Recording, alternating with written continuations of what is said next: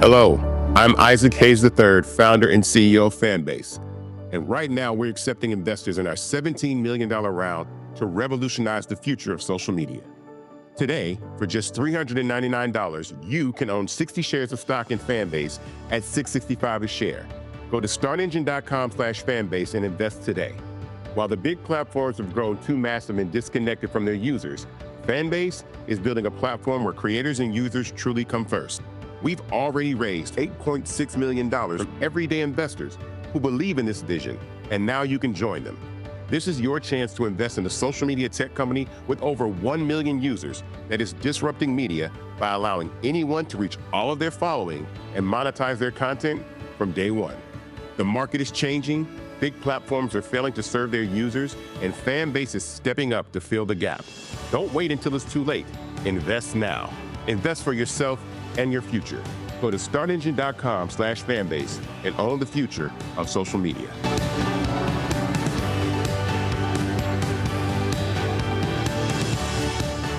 Folks, Black Star Network is here. Oh, no punches! I'm real revolutionary right now. Support this man, Black Media. He makes sure that our stories are told. Thank you for being the voice of Black America, Roland. Stay black. I love y'all. All momentum we have now, we have to keep this going. The video looks phenomenal. See, there's a difference between Black Star Network and Black-owned media and something like CNN. You can't be Black-owned media and be scared. It's time to be smart.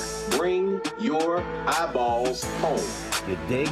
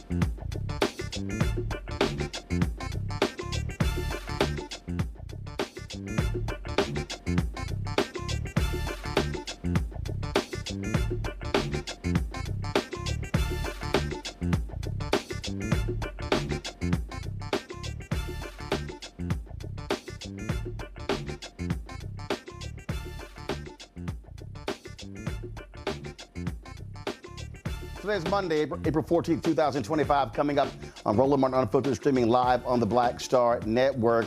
Donald Trump, they are ignoring a Supreme Court ruling. In fact, this thug is actually trying to suggest the Supreme Court ruled in their favor when that is a lie. He met with the president of El Salvador. He was caught on mic saying they should build more prisons because he plans to send Americans to El Salvadorian prisons. Also, Congresswoman Jasmine Crockett calls out MAGA for turning public health into a partisan battle. And speaking of the thugs in Donald Trump's administration, I told you they do not give a damn about black people. They have overruled a decision made by the Biden administration regarding the area in Alabama. Black people dealt with sewage backup in their neighborhood. Trump calls it an illegal DEI decision. And guess what? All of these MAGA Negroes are real quiet. Plus, thousands turn out for the homegoing service of boxing great George Foreman. Folks, it's time to bring the funk. I'm Roland Martin Unfiltered on the Black Star Network. Let's go. He's got it. Whatever the miss, he's on it.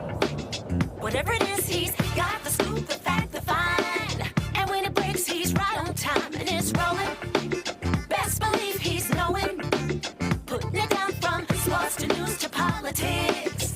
With entertainment just for kicks, he's rolling. It's on go, roll, y'all. It's Roland Martin, rolling with Roland now. He's funk, he's fresh, he's real, the best, you know he's Roland Martin now.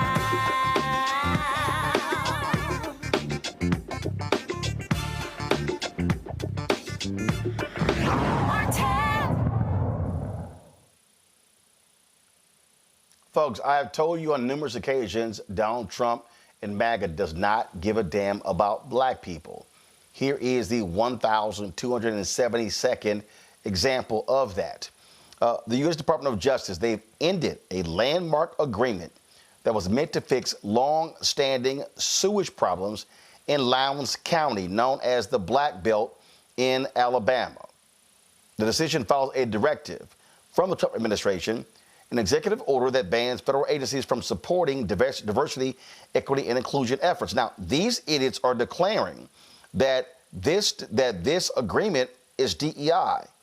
Now, folks, this takes place 30 miles from Montgomery, the state capital of Alabama, the heart of the Black Belt, where more than 5,000 homes in the county, or 60%, have failing or inefficient sewer systems.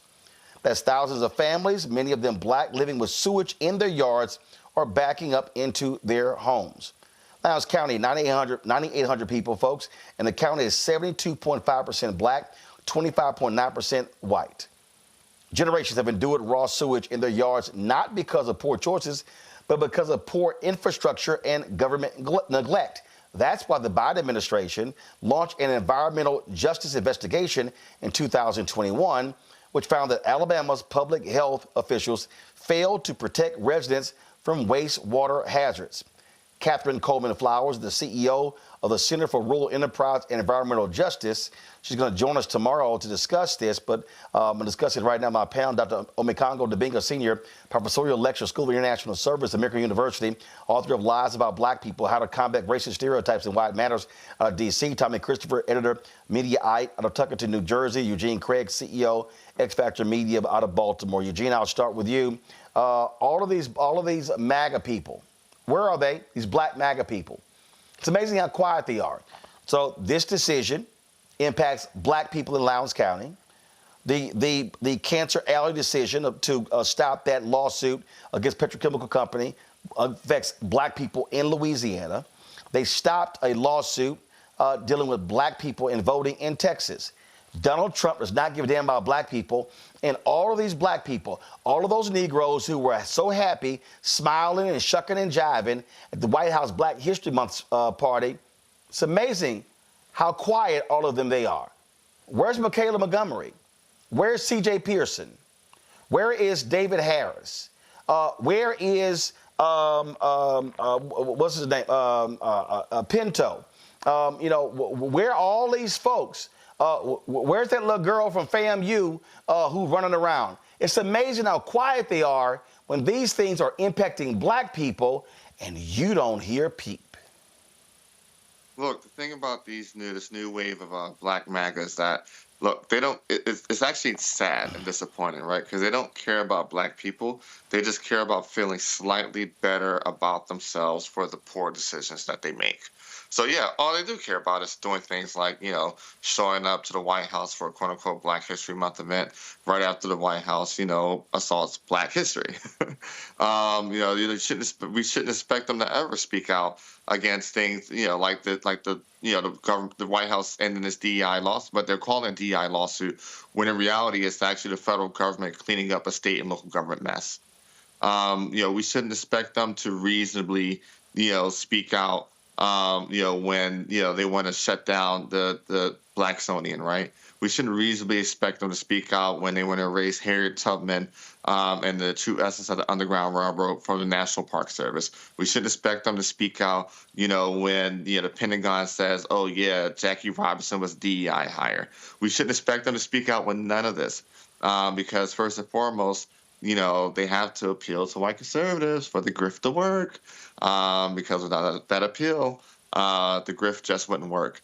And so, when you're looking at a Dr. Julio out of Atlanta, when you're looking at, any of these folk that decide to pop up and run around and prop up Donald Trump, just expect them to not show up when it comes to actual black issues affecting black people, when it comes to this Trump White House.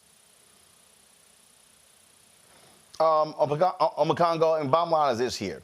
When you look at all of this, these folks are silent. They are complicit. Again, Byron Donalds, nothing. Burgess Owens, nothing.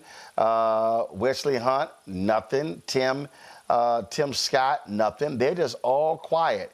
They're saying nothing. And these are real issues impacting black people, impacting the lives of black people. Yeah, and these guys got more smoke for Pastor Jamal Bryant than they have for anything this administration is doing. And it's shameful and disgraceful. When you mentioned Tim Scott and Byron Donalds and the like, this is who they are. And they're still trying to find a way to angle for some way to get in good graces with this administration to build their profile while our people are dying, while our people are struggling. And these situations, Trump and his people, all they see with these areas, all they see is land. And they see possibilities of people having to move into other areas so they can go in and take over that land. And for these poor white folks in these rural communities and these other spaces, they're going to do the same thing with you as well, if they're not doing it already. I don't know if there's other networks that are speaking out, for poor, marginalized white people. We do on this network, but I'm saying we're paying real attention to it like we're doing right now. They're coming for everybody, and they have no respect for people who are poor, for people who are struggling, and for people who are dealing with, as Brother Craig was saying, man-made disasters. And this is the other thing. Did you see that interview last week where Kennedy, they were like, hey, man, you cut this program for teen diabetes. And he was like, oh, we didn't do that. We just cut all the DEI stuff.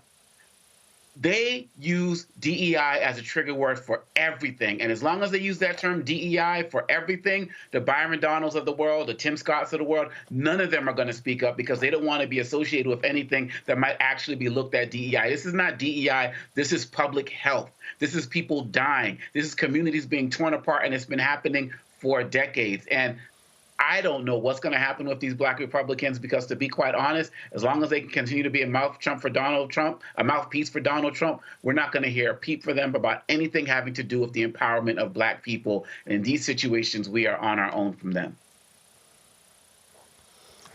Absolutely. And so I think it is safe to say that black people can forget having any protection at all from this administration.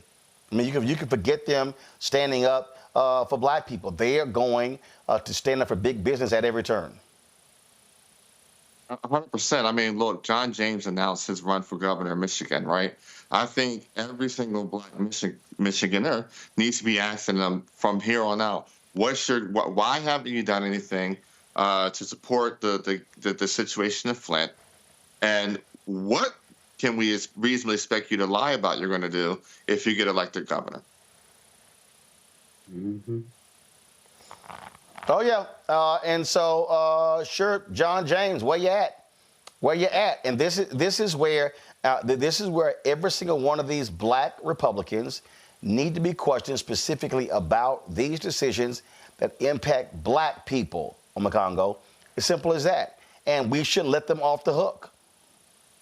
Oh, absolutely. And given the incredible work that was done in Louisiana to destroy, those 4 initiatives that the governor had on the ballot there, these black Republicans need to wake up because, as you always talk about, Roland, when we get the turnout and get our numbers out in the places where the places we populate, we are unstoppable. And I think that more and more black people slowly but surely are waking up to that fact. When you look at the work of Black Votes Matter and so many of these other organizations, I think every black Republican should be on notice right now. You're not going to be able to bring in 50 Cent. You're not going to be able to bring in some of these other guys who are going to speak for you and just say, oh, we'll just get some black votes. We'll just throw in a black celebrity here and there. It's not going to work this time around. And these guys are continually and daily making themselves irrelevant because the Trump administration has shown that they have nothing for them. I'm not even convinced Byron Donalds will even get that Trump endorsement when he runs for governor in Florida. But where are these guys going to go? They're going to think they can always come back, kind of Candace Owens-like, try to rehabilitate themselves, go on a couple of podcasts here and there, maybe get an interview on some of these. There's always room with Stephen A. Smith and some of these other guys who does not speak for black people in the Democratic Party, but they will see that as a way to kind of move themselves up. But we have to be unforgiving in how we challenge the people who have abandoned us. They cannot be able to be allowed back in, especially after this administration continues to reject them. And again, going back to that Louisiana example, we are showing that when we flex our muscle, we are unstoppable. And all of those black Republicans out there need to be on notice with that. All right, folks, hold tight 1 second. When we come back, we'll talk about the thug Trump aligning himself and telling the El Salvadorian president, I'm going to send Americans to your prison, so build lots more. Folks, you're watching Roland Martin Unfiltered right here on the Black Star Network. the next Get Wealthy with me, Deborah Owens, America's Wealth Coach, I'm sure you've heard that saying that the only thing guaranteed is death and taxes. The truth is that the wealthy get wealthier by understanding tax strategy. And that's exactly the conversation that we're going to have on the next Get Wealthy, where you're going to learn wealth hacks that help you turn your wages into wealth. Taxes is one of the largest expenses you ever have. You really got to know how to manage that thing and get that under control so that you can build wealth. That's right here on Get Wealthy, only on Black Star Network. This week on The Other Side of Change. We're going to examine how foreign policy impacts domestic policy and how domestic policy impacts foreign policy. We are all intertwined, and we're going to have Hannah Reid help us break down that topic. We should not want our country to be the big bad wolf of the globe, because that puts us in a really vulnerable position safety-wise as well. Only on The Other Side of Change on the Black Star Network.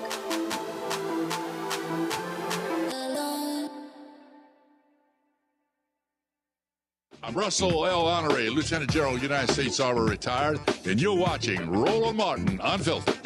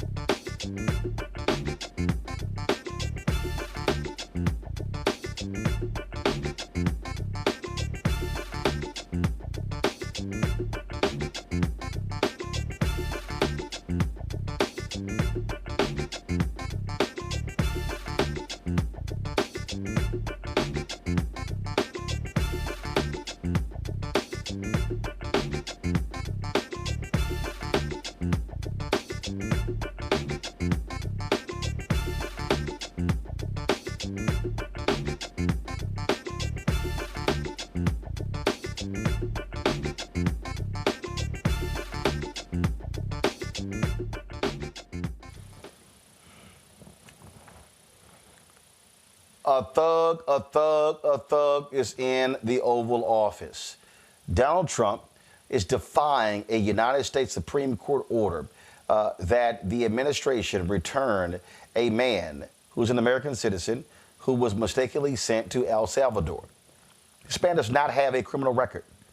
But as far as Trump's concerned, you know what? They don't care. In fact, in the Oval Office today, while the president of El Salvador was there, While the media was asking questions, Trump actually lied and claimed that the U.S. Supreme Court ruled 9-0 in his favor as opposed to against him. Listen to this stupidity. Promise you, if he was your neighbor, you would move right away. So you don't plan to ask for anything to get him back? And what was the ruling in the Supreme Court, Steve? Was it 9-0? Yes, it was a 9-0. In our favor? In our favor, against the district court ruling, saying that no district court has the power to compel the foreign policy function of the United States. As Pam said, the ruling solely stated that if this individual, at El Salvador's sole discretion, was sent back to our country, that we could deport him a second time. Well, no version of this legally ends up with him ever living here because he is a citizen of El Salvador. That is the president of El Salvador. Your questions about it, per the court, can only be directed to him. Folks, that's a lie. That's an absolute lie. That is not what the Supreme Court said. And in that meeting, the president of El Salvador said that he would not return Kilmar Garcia, claiming that he's a terrorist. There's nothing that states that this man is a terrorist. He's never been charged as a member of MS-13. Nothing. He made it up. But then again, I guess his mentor is Donald Trump. The two of them were talking and not realizing the live stream was still going. But Trump said, hey, you're going to need to build more prisons because I'm going to send American citizens to your prisons. Demanded the people wanted to change their weapons, and they wanted. He demanded they love you. Is Tommy there? No, I'm not your supporter. I want him to do, for homegrown criminals next. Yeah. I said, homegrowns are next. The homegrowns built. You got to build about 5 more places. Yeah, that's fair. All right. It's not big enough.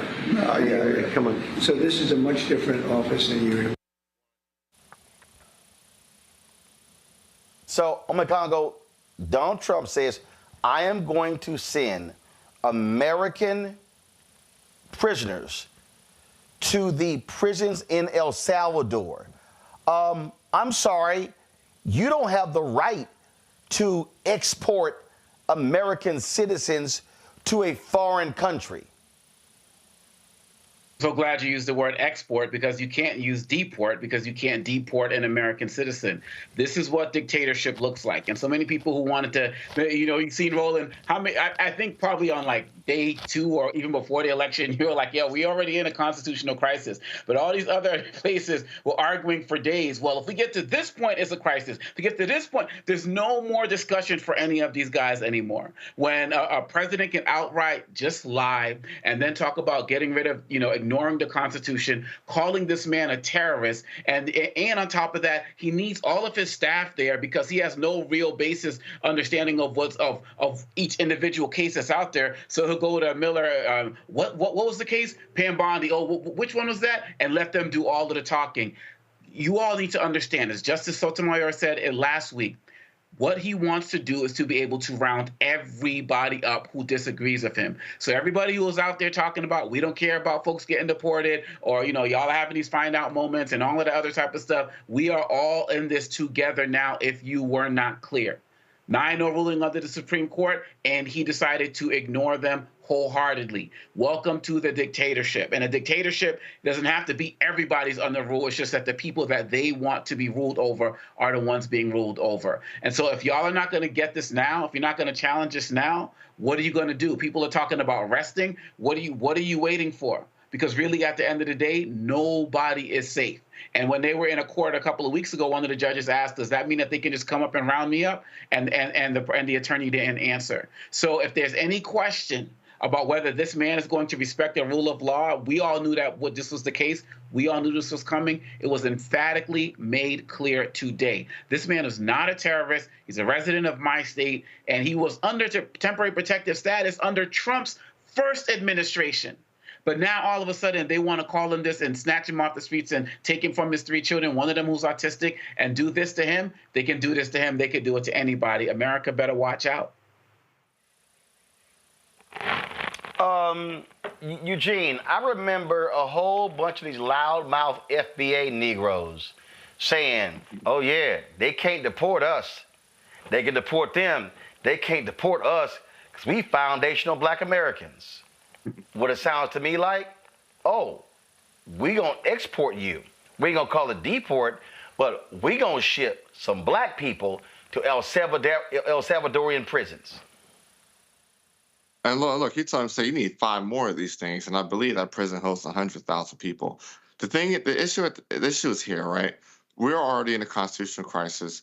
When you have a president that openly just disrespects the rule of law, you have a Supreme Court that included Alito and Clarence Thomas ruling with a 9-0 majority that the United States government needs to facilitate bringing this gentleman back. When you have a president that is now saying that district courts have no say over what happens over the executive branch, folks should probably be more than a little worried, right? Because, first it started with the person who's here illegally, then it went to the protected status person, then it went to the green card holder, and now he's already laid out and straight up said, look, we're going to eventually send homegrown U.S. citizens here. And the thing is this, right? The Constitution only protects you as long as everybody respects it. And we're at a point where Donald Trump is openly saying, after the Supreme Court, after district courts, after the Constitution, after your actual rights, what he says is law. And he has the full staff and no guardrails there to stop him this time around. So, yeah, these FBA folk that either set out the election or, they're standing on some other type of business, they might want to get their shit together pretty quickly. We could say you could be next. Folks and Republicans are allowing him to do so. Last week, they passed the SAVE Act, which is one of the most onerous voter suppression bills that is going to have a negative impact on millions of Americans. To help us explain this, Alex Ayla, Policy Counsel at the Lowndes Committee for Civil Rights Under Law. Alex, glad to have you here. There are a lot of people who are very concerned that if the United States Senate passes this bill, this is going to disenfranchise millions of people. I've seen some estimates ranging from 40 to 70 million Americans. Yeah, it's a real concern, Roland. We're basically at the point where we're hoping the Senate saves us from the SAVE Act. This is something that asks voters to register with passports or what they call enhanced driver's license, which are only available in 5 states, a U.S. passport or a birth certificate. Truly, how many people do you know that have one of those documents available? It's ridiculous. So the other thing they're doing here is they're banning online voter registration, which 42 states currently have. And they're saying every time you want to register to vote or every time you want to move, you have to show up in person with those documents. It's outrageous. Now, the good news is this just passed the House. It hasn't passed the Senate yet. And Leader Schumer has said it's getting no Democratic votes in the Senate, so it's safe for now. But we have seen Democrats, frankly, play dead when it comes to constitutional rights before. So it's on us to make sure that nobody is thinking that this is an acceptable piece of legislation to move. So here's the question then. How do we fight back?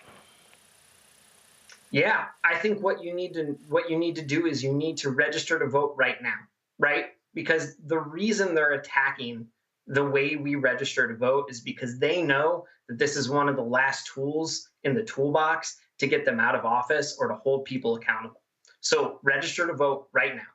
The second thing to do is let your lawmakers know under no circumstance is this acceptable. And that goes for Democrats and Republicans across the line. At the Lawyers Committee, we're nonpartisan, right? We're yelling at everybody equally at this point. So we're going to do that. Now, the second point is we're ready to sue if this goes through. And we're going to examine all of our legal options. But we've just heard in the previous segment, we're not waiting for the courts to save us. So the important thing to do is let people know right now how unpopular this is. Absolutely. And I just think people need to understand what's going on here. And this is an administration that does not care about the law. They believe they have supreme power.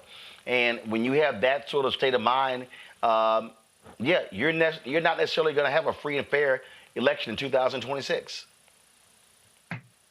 Absolutely. And you know what? They already tried to do this. They tried to pass an EO that has a lot of the same elements of the SAVE Act. So they're trying to take two bites of the apples here. They've got an executive order saying, oh, only voters when they register can only have these certain type of documents. And then they've got this bill over here trying to do the same thing. They know the executive order is unconstitutional, and they likely know that the SAVE Act has no chance of passage through the Senate. But they're taking every single opportunity they can to undermine the rule of law and attack voting rights. And that's why it's important that people stay in this fight and register to vote.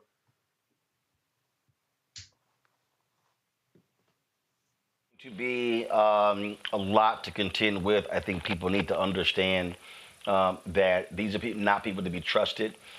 You do not have an attorney general, a Department of Justice that is going to be about justice. It is not equal justice under law for them. It is about appeasing Donald Trump. And so this will be, for the first time, frankly, the DOJ that we cannot look to be impartial and to give and to hold people under the rule of law, because these thugs running the administration are going to do whatever they want. I think that's right. And I think it's really ironic. For years, we've heard actors who want to suppress votes and discriminate say, oh, elections are up to the states. Elections are up to the states. That's why Alabama or Georgia can do this horrible thing to Black voters, right? And now that they control the presidency and Congress, suddenly it's, hey, we want to set one national uniform federal standard. It's hypocritical, but we expect that. We know it's about power.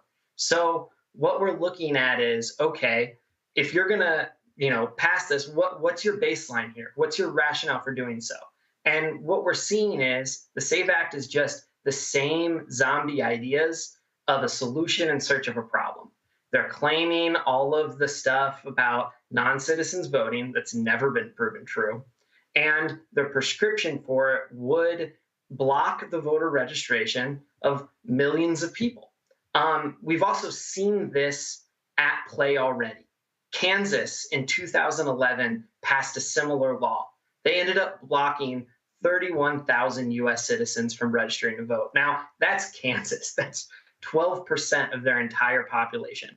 And ultimately, federal court said that's unconstitutional. They haven't done it since 2018. And their election administrators in deep red Kansas are saying, this is a disaster. Do not do this. It doesn't work if you want fair and free elections.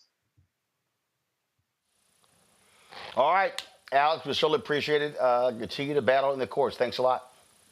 Thank you, Roland. Thanks for having me. Folks, gotta go to the break. We come back to Crockett Chronicles as she talks about MAGA turning public health issue into partisan battles. Folks, if you want to support the work that we do, join our Bring the Funk fan club. Your dollars make it possible for us to be able to broadcast all across the country like we did on Friday at St. Augustine's University in Raleigh, North Carolina. You can, of course, support us via Cash App by using the Stripe QR code. You see it right there on the screen. Of course, that's the QR code right there. If you're listening, go to blackstarnetwork.com. So you're checking money order, make it out to Roland Martin Unfiltered, please. Not Roland Martin, not Uncle Railroad, not Black Star Network, not Unfiltered. Make your check out to Roland Martin Unfiltered. P.O. Box 57196, Washington, D.C. 20037 7-0196. PayPal, R. Martin Unfiltered, Venmo, RM Unfiltered, Zelle, Roland at RolandSMartin.com, Roland at RolandMartinUnfiltered.com. We'll be right back. This week on A Balanced Life with Dr. Jackie here on Black Star Network, we are talking about all things, you got it, stress related. Yes, the big S, whether it's spiritual, physical, emotional, or sometimes it could be just in your head. Stress has a way of manifesting itself in our lives in such a way that it disrupts who we are and who we're in the process of becoming. Stress is just as bad as a lot of the physical ailments that we think of. That's all next on A Balanced Life on the Black Star Network. Hi, I'm Vivian Green. Hi, I'm Wendell Pierce, actor and author of The Wind in the Reeds. Hey, yo, Peace World, what's going on? It's the Love King of R&B, Raheem Devon, and you're watching Roland Martin Unfiltered.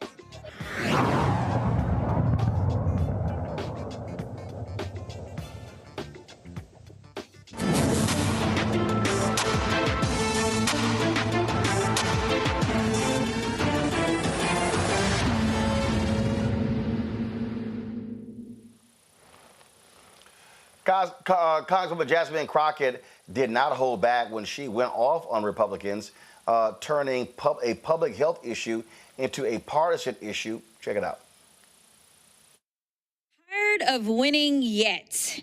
We are hugely winning. We have the best of the best, right? Wrong. That was sarcasm if you didn't catch it. The fact is, we should never have partisan politics playing a role when we're talking about something such as science. But unfortunately, in today's times, Democrats believe in scientists and experts and data, and Republicans instead believe in conspiracy theorists. And right now, that is who we have leading one of the most important agencies in this country, is a conspiracy theorist, not someone who has an actual resume to get the job done. So why would anyone trust the Republicans on anything, let alone matters of public health and safety? It has taken Texas' largest measles outbreak in 30 years, with more than 500 confirmed cases and the death of 2 children, for the Secretary of the Department of Health and Human Services to say what we already knew. The most effective way to prevent the spread of measles is the MMR vaccine.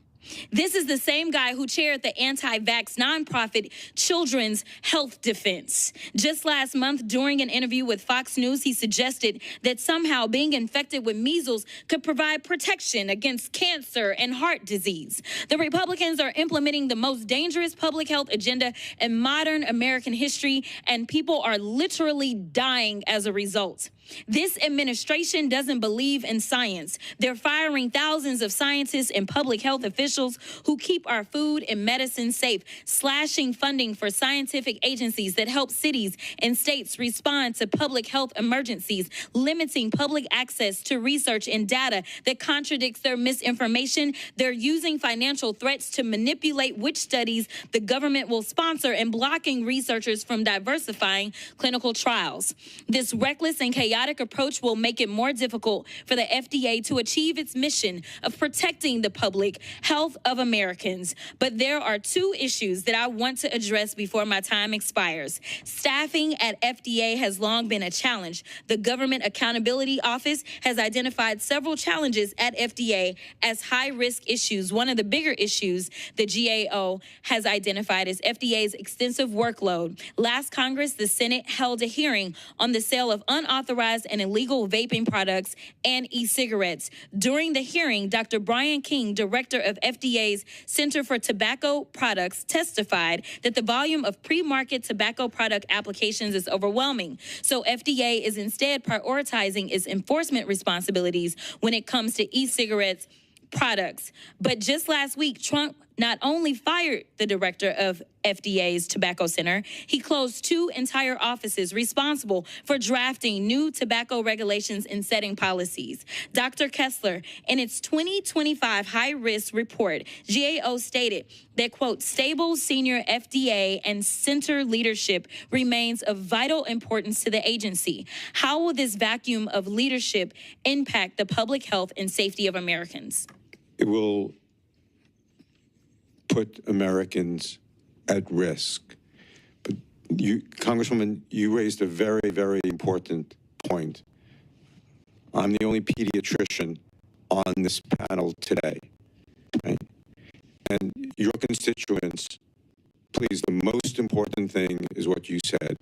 If you want to prevent measles, please have your children vaccinated against that very dangerous disease.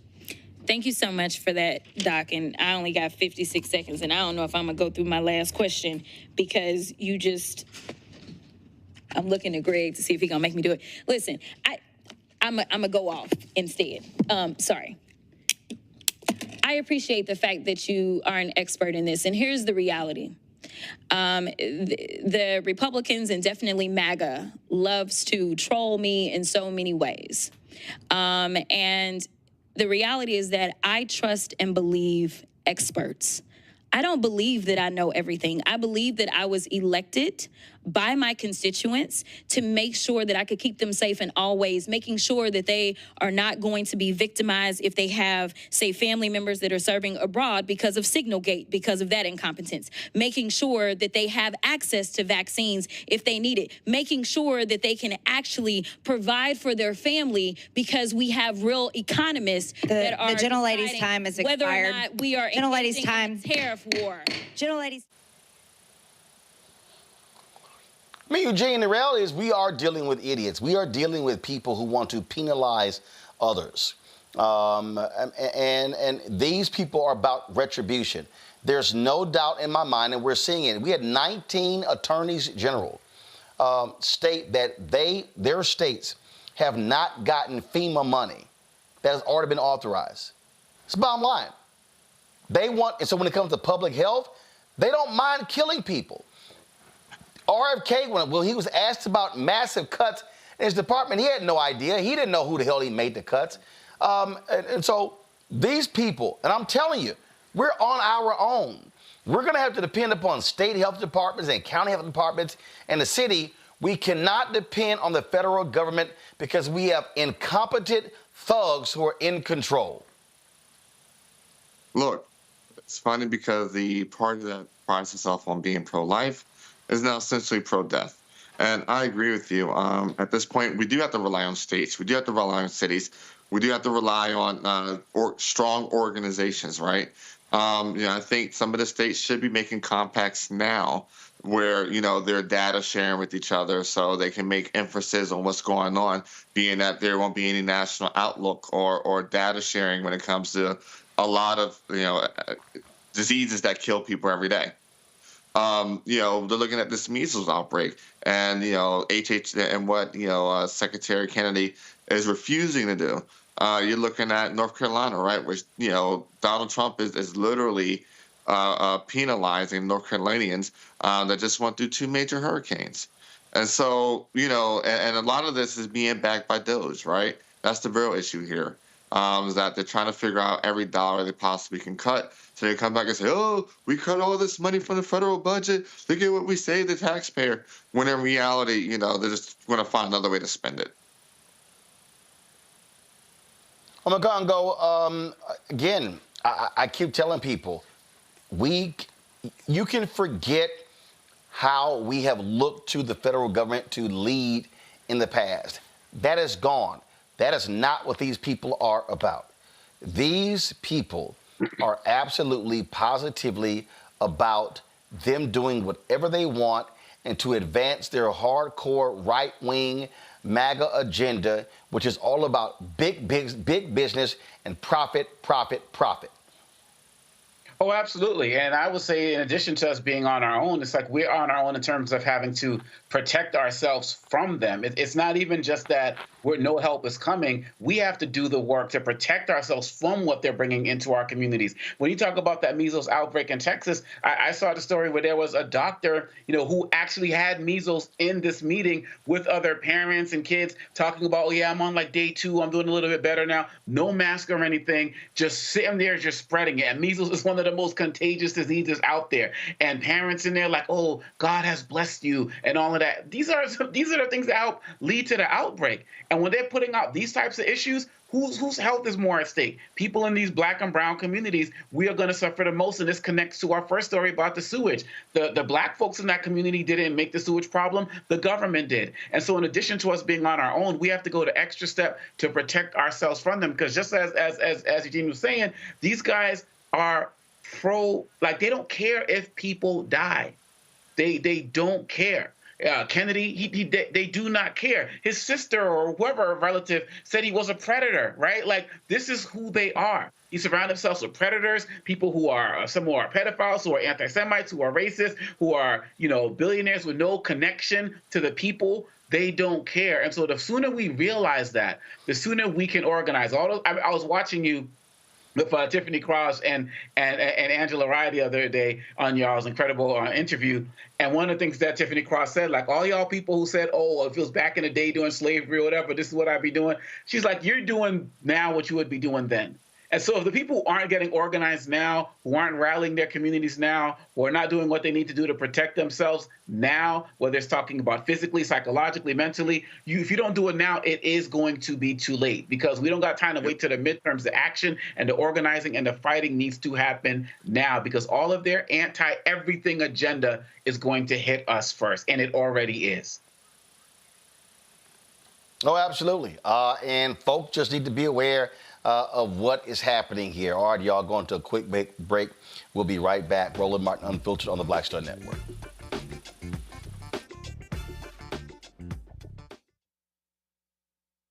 On the next Get Wealthy with me, Deborah Owens, America's Wealth Coach, I'm sure you've heard that saying that the only thing guaranteed is death and taxes.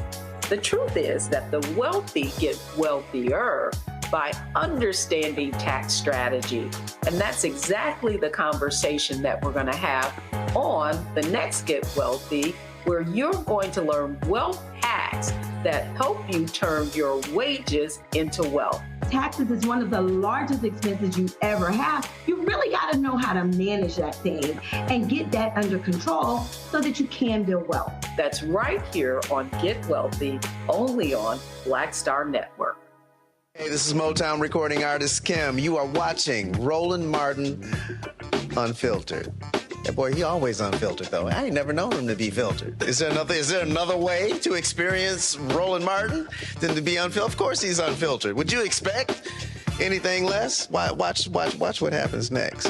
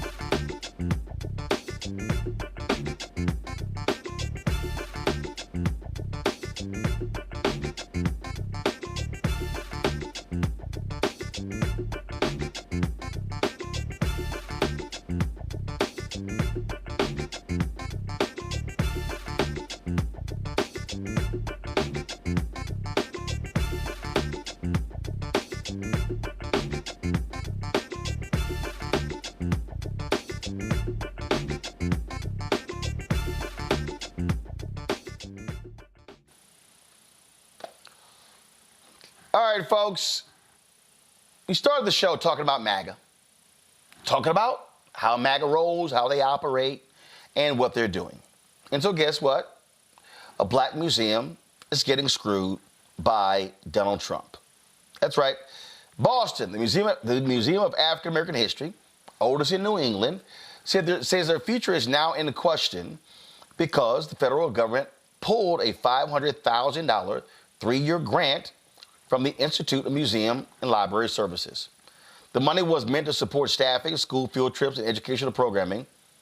But get this, the museum's leadership was notified that the grant was being terminated effective immediately. Why? According to the letter, the museum no longer aligns with the priorities of the White House under the Trump administration. Of course, this comes weeks after Donald Trump targeted the Smithsonian. Here's the whole deal here.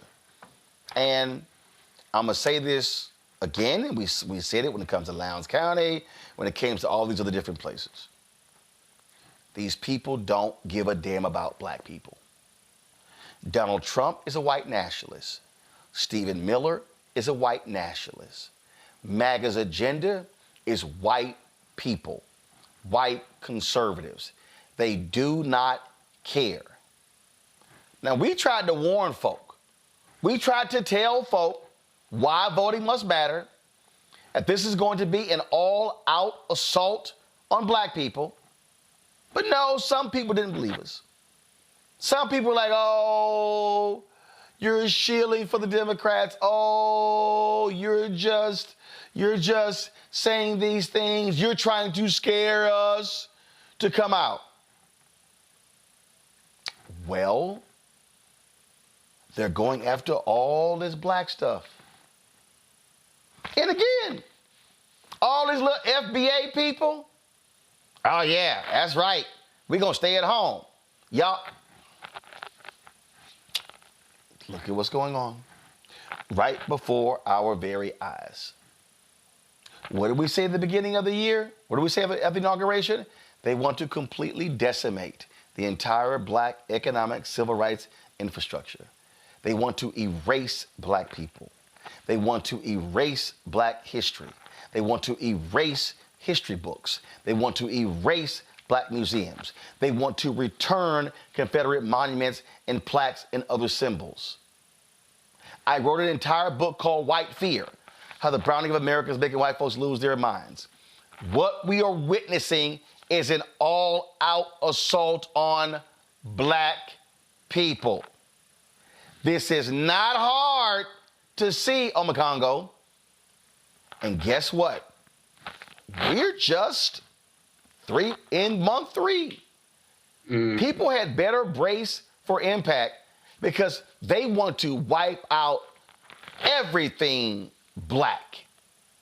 Every single thing. And that museum, you know, for me, that's home for me. I've been there, you know, over the years. It's been an institution for us. And people need to really understand, Roland, that when you say everything, you actually mean everything. Whether we're talking about corporate spaces, whether we're talking about university spaces, whether we're talking about the museums, every single aspect, whether it's talking about the Kennedy Center, every single aspect he is coming for. And when you talked in many of your interviews about the idea of people Generation X and younger not making, you know, taking withdrawals out of the bank account of black civil rights and activism, but not making enough deposits, this is that moment that we are in right now. We were already not getting enough history in our schools. We were already not getting enough representation in corporate spaces. We were already not getting enough of government contracts. And so whatever little it was, it's all going to be less, if not completely diminished. And so at what point do black people wake up? We know that we are one of, if not, you know, the largest consumer base in this country. What conversations are we talking about as it relates to reevaluating our dollars and the money that we could be possibly needing to send and fundraise for some of these organizations and churches and associations that are being taken out? This is on us to do. That's why the word is on us, because it literally, onus literally means on us. And so when will people get the wake-up call? As I said earlier, not time to rest, because before you know it, something that you value, they're coming for it next. And they may have already come for it, and then you're going to go and try to get those funds or get that information or get that research or get that internship, and it's going to be gone. And lastly, we have to remember, like you talked about in your book, White Fear, they're not even just doing this out of disdain for us. They're doing it out of fear of what young white people will learn about our history, and they will be inspired to get out there and never want to repeat the mistakes of the past, and they're going to want to unite with us, just like we saw during the Black Lives Matter movement, and they are terrified of that. Oh, I'm just telling you right now, Eugene, these folk better brace for impact. They want to destroy everything black. Listen, folk better brace for impact in a major way. They said they were going to do away with DEI and then declared everything DEI so you justify doing away with it. Yeah, I was sitting back here thinking, like, literally less than a month ago, it was, oh, jokey, haha, yeah, we would never send, export, people, really just black and brown people to a prison in El Salvador. And what did we see today? Hey, you need to go buy, build 5 more of them. We're about to send a lot of people your way. Whether it's, the head of Black History Museum at the Smithsonian, whether it's the Joint Chiefs of Staff, whether it's, an insert black person here, Black America is under attack by this Trump administration, and people better get more prepared than they are now, because if you think the last 3 months have been crazy, you got another 21 months to go at least before you got opportunity to put a hard stop and brakes to this thing. Yeah. And again, if people want to just just keep playing games and keep acting like this is no big deal, we're going to see more and more stories like this repeatedly. All right, folks, today in Houston, George Foreman was laid to rest. A huge turnout at the Wortham Center to recognize the Houston native, of course, two-time heavyweight boxing champion of the world, who later went on to be a major pitchman of products in the country. Here is one of the tributes at today's funeral. Good morning. First, I'd like to thank Joan and the family for allowing me to say a few words about George. George was boxing when I met him, but I never knew George the boxer. I only knew George as the man. People always ask me, how did you meet George? We grew up in the same neighborhood, so most, oh, you grew up with, no, George 5 years younger than me. He was a little boy when I was growing up. But when I met George, I came to understand that George was pure. A lot of people, and even he says when he was young, he was a bad boy. But I realized George was never a bad boy. When he was young, he was a good boy who did bad things. He says he was converted. He was never converted. George was always good. He just learned who he really was. He learned his foundation. How did I meet George? George started giving me money when I was dean of law school. Didn't know him, never met him, get checks in the mail. When I became president, George gave me a large contribution to the university. I called Nancy, the person that I'd been communicating with all these years, and I said, Nancy, I have to meet George. I have to talk to George. I have to personally thank him for all the contributions he's made to Texas Southern University. And she said, the only way George will meet you if you come to church. If you come to church, he will talk to you afterwards. At that time, Nancy didn't know that I made a contract with myself at 19 years old. I walked out of the church. So for the rest of my life, I had to explain to people, I didn't leave God. I left the church because I couldn't deal with all the hypocrisy in the church. But I went to George's sermon, went to church, heard him preach. We talked afterwards. I really liked what he said, and so I went back the next Sunday. Another very, very moving sermon for me. So that Wednesday, my secretary buzzed me. She said, George Foreman is here to see you. I said, George Foreman? She said, yes. So George came in, and I said, George, you know, I'm not always in my office. I have meetings. I'm out of town. I said, in order to make sure that I'm here, it might be a good idea if you make an appointment. He said, you didn't make an appointment when you came to church. So that's how our friendship started. I want to do two things.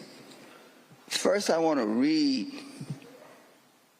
something, scripture from the Bible. I know it's not church, but this is what brought George and I together. Now, this encounter that Jesus had with the Pharisees is in Matthew, Luke, and John.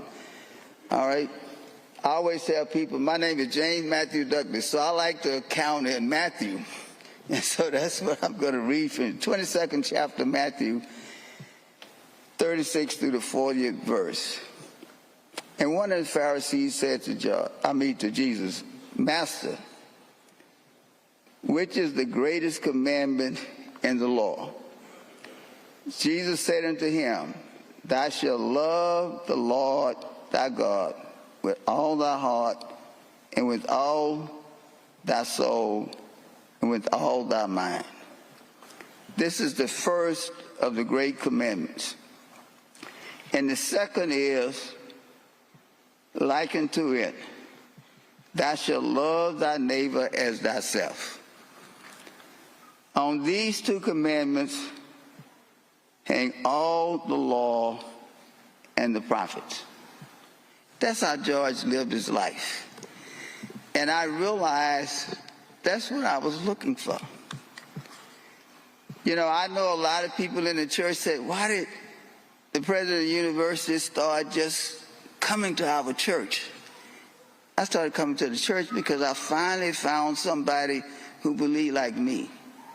Religion and Christianity shouldn't be complex. It's just two simple things. Love God and love thy fellow man. I know Michael Harris always talk about George being the love man because he preached love all the time. That's what this life is all about. It's all about love. And George was pure because George lived and believed what he preached. So that's how George and I became friends.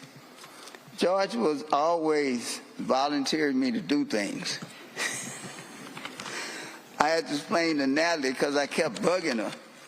I said, Natalie, I'm bugging you because your father somehow told everybody, if you want to talk to me, you got to go through Douglas first. So everybody blows me up every time they wanted something from George.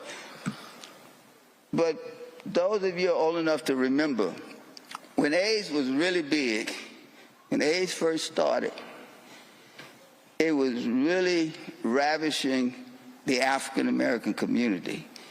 But because AIDS was first identified as a gay disease, most African Americans stayed away from it.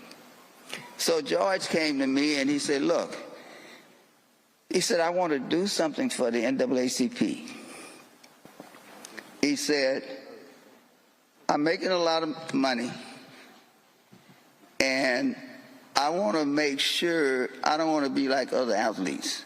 I know that I'm making a lot of money because of people like Martin Luther King, the NAACP, and so I want to contribute something to the NAACP. So George ended up contributing $200,000. And at the meeting, he asked me to read this, and I'm going to read you what he asked me to read. It's very short, but it shows what George was all about. And it says, my brothers and sisters in the struggle, with the ushering in of a new millennium and century, and so this is 2000. The easiest thing for a successful man to say is, look what I have done, as if we accomplished everything by ourselves. And for the most part, history is like that.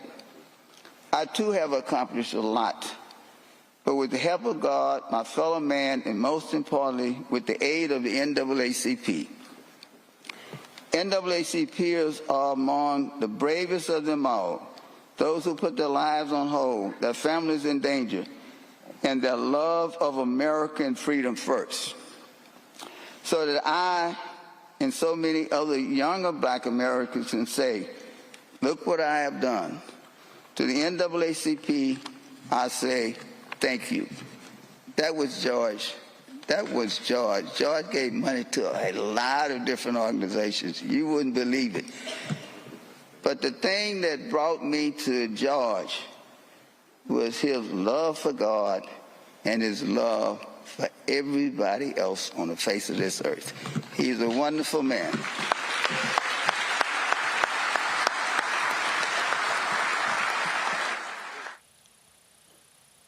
Folks, that was James Douglas, former president of Texas Southern University and former head of the Thurgood Marshall School of Law there at TSU. And so we live streamed that whole service. If you want to see that, go to the Black Star Network YouTube feed or our Black Star Network app to actually check all of that out. Omekongo and Eugene, I appreciate you. I've been on today's show.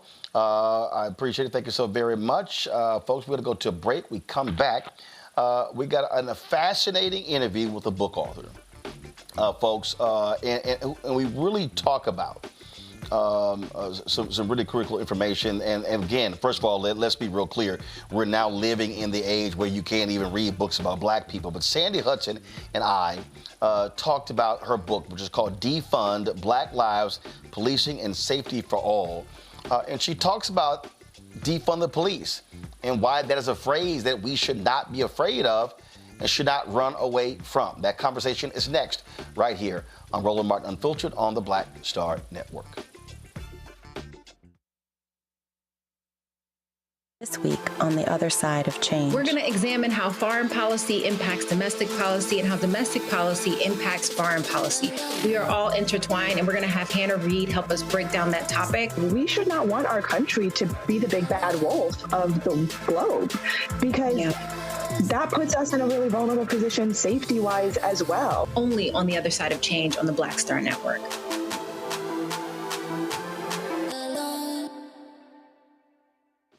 Hey, I'm Antonique Smith. Hey, I'm Arnez James. Hi, this is Cheryl Lee Ralph, and you are watching Roland Martin, Unfiltered. I mean, could it be any other way? Really? It's Roland Martin.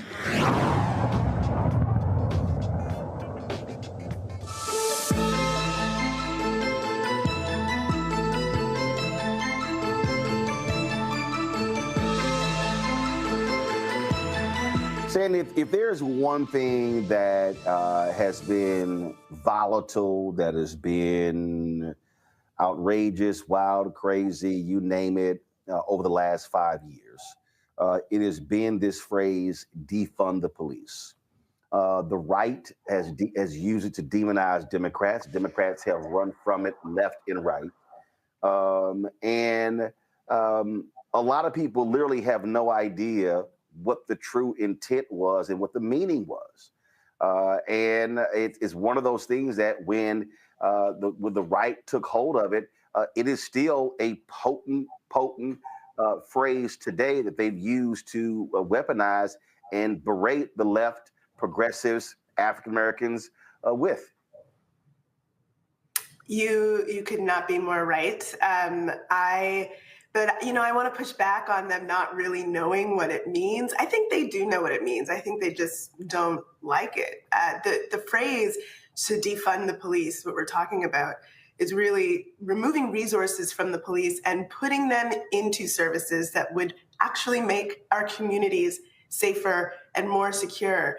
And when I say that they're being disingenuous, I mean, look at the way that some folks on the right will talk about defunding NPR. And we don't see the same sort of, what do they mean? What are they talking about with that kind of phrasing? Because they know exactly what it means. I just think that there is a disrespect for Black organizers, and also that they just don't like the policy demand that the phrase points to. But you even have African Americans who have reacted in a volatile way to the phrase. And I remember covering this from the beginning, and what you laid out was exactly what we talked about. What we talked about was when folks said defund the police, they were talking about how do you redirect resources. In San Francisco, one of the things that they did was when they did their analysis of people who were impacted by police actions, that when there's a mental health issue, you're sending police. We examine on my show the shooting death of Kajima Powell, the young brother. This is after Michael Brown's death. And I think we played on the show, and I timed it, and I believe it was 16 seconds from the moment the police door opened to when the first shot rang out. It was literally 16 seconds. The case in Dallas, I can't remember the young man's name, but the mother calls, and he's having a mental health episode, and he's playing with the screwdriver. And she opens the door, and she walks out, and the police are there, and then they're put it down, and he's literally playing with it. He's not lunging at them. Next thing we know, shots fired, he's dead. And what people who argue about defund the police, they say we should be sending mental health experts on those calls and not cops who are trained, or some who are trained, to shoot first, ask questions later. 100%. I couldn't agree with you more. I tell a number of additional stories in the book about incidents like this where people are going through some sort of crisis and require support, require help.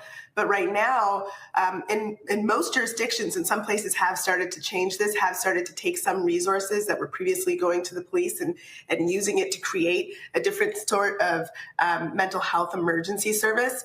And that's what people need in those moments. But for most places, all they have access to in a crisis is the police showing up, and they are not equipped to deal with mental health crises. One of the stories I tell in the book is when I was in Toronto doing some activist work after a vigil we held for Abdirahman Abdi, who was killed by Ottawa police in 2016. We were exiting the vigil that we held. We were exiting the venue, and the venue was surrounded by police officers because at that time the police were following us all around the city, even though it was a really somber event.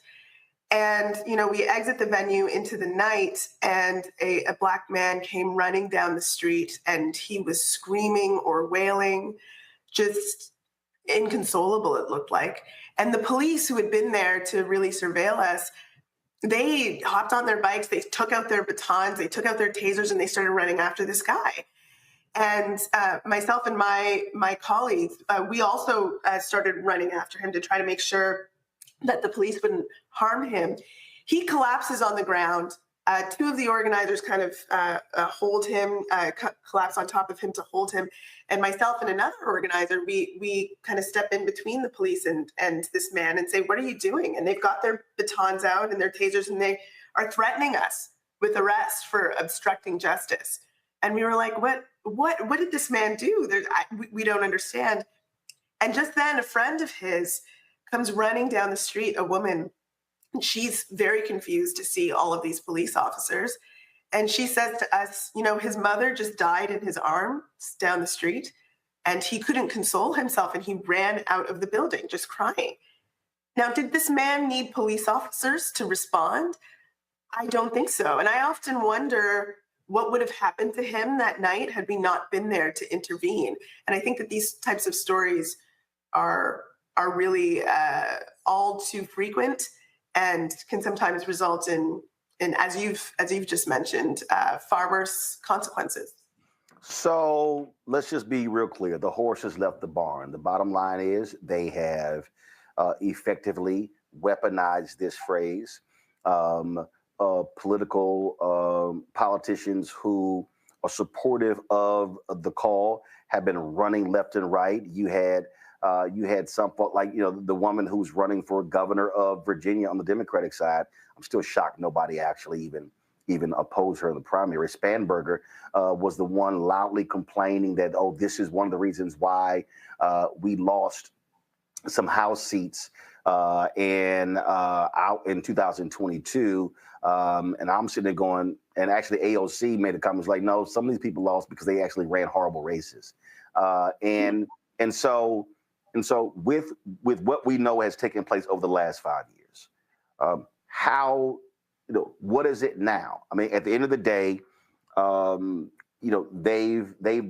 they've destroyed what the intent of the phrase is. So, okay, what do we say now? What is the rallying cry? How do we now reframe this, restart this, whatever you want to call it? Honestly, I think what we are in right now is a backlash period, right? And we see these backlash periods happen after monumentally successful moments in Black movement organizing. And that's what we're in right now. And I think that the most important thing that we can do is make sure that we are well educated on what we are talking about and what we need for our communities, and that we continue to speak truth to power. And that's why I thought it was really important to put out this book and unapologetically call it Defund, because what we are calling for is actually, it just makes sense. It is logical. If we have tons and tons of resources going to policing, and that leaves our governments unable to properly resource the services that we need in order to create safe communities, then we have a problem. I mean, you think about the safest places you can go to in any of our communities. Are they teeming with cops? No, they're not. And by and large, police officers, they're wielding violence and they're making our communities less safe. And so I think we need to be clear-eyed when we say, this is a massive problem that is most urgent for our community. And we need to be unapologetic about saying it does not make sense to give more money to the police. We need to take those resources away from the police and put it into services that will actually help keep us safe. Where are you from? I'm from Toronto, Canada, and I am based in Los Angeles, California. The reason I asked that because, again, you say starting early schools. You said I attended public schools in Toronto during the 1990s and early 2000s. That's so right. I didn't want to assume that you were born there or born here, but went there for other reasons. Mm-hmm. But you said I never had cops in my schools. There was the odd fight between kids, but by and large, my elementary and junior high schools felt very safe, perhaps exceptionally so. The reality is, and I think anytime there's any conversation, I'm all about, how do you look backwards? There's a phrase in television, we call it back timing, that when you do a television show, you don't build the show at 0 to 60, you actually build it 60 to 0, back timing. And to me, when we talk about this very issue, we have to back time. We have to literally say, okay, you have to literally go back. How did police start in this country? And they started slave patrols. Mm-hmm. And the reality is, this America is a violent country. Mm-hmm. America was created through violence. Mm-hmm. It was created through war. Mm-hmm. The idea of how do you grow America? Violence. And the reaction in this country, the reaction to anything, crime goes up, more cops, more cops, more cops. When the reality is, police actually don't prevent crime. That's right. They don't. That's not what their job is. Their job is to curtail, to then, after something happens, apprehend whoever committed the crime, but it's actually not. Death penalty does not stop people from committing murder. It doesn't. It doesn't. So that is the reality. So if we're talking about having to reimagine, that's what I keep getting at, restart, whatever you want to call it. Who is doing this concept? Who is doing it well? Who can we say, look, and no disrespect, and it has to be in the United States. It can't be in some other country. Who in this country, what city, what county, what town are effectively doing this, that we can then say, here is an example that they are doing this and it has resulted in positive results. Mm-hmm. Yeah, the origins of policing are, as you say, and I write about this in the book, are very violent. And it all has its root in enslavement, certainly, in the United States, in the Caribbean, in Canada, and the United Kingdom. It was actually all really related, and it still is. And I think that history, I hope that when people read the book, that really gives them a lot of context for, one, how young policing is. It's a really kind of a young idea. which I think means that it can certainly be transformed. And also just how violent it was always meant to be, and that its coupling with the idea of safety and security is even more recent, and is like a magnificent turn that policing was able to do in like the 1940s around. And so where are they doing it well? Well, here's the thing, right? Like I actually don't think that policing itself is the solution for safety and security. So where are they doing policing well? There's no answer to that. But I do know that in Arizona, in Oregon, there are these programs where they've started to, again, resource different sorts of services that are working quite well. So services for homeless folks, for example, that have nothing to do with police response, nothing to do with corralling people up and arresting them and responding to them in a carceral way, but actually giving them resources that they need to respond to the needs of homeless people that is better for the entire community.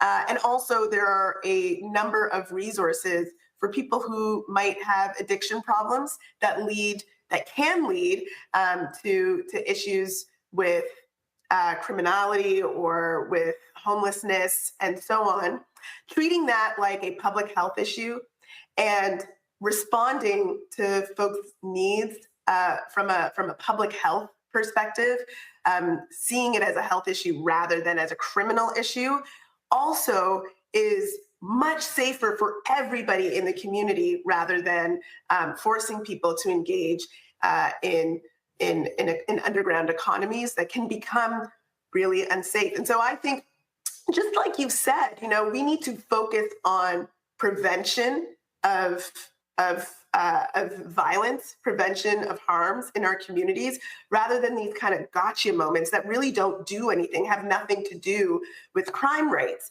Another example would be how we engage with traffic stops. Like it's a choice to have the police engage in high-speed chases or stopping people on the highway to try to investigate them. And we have very little rights when it comes to that.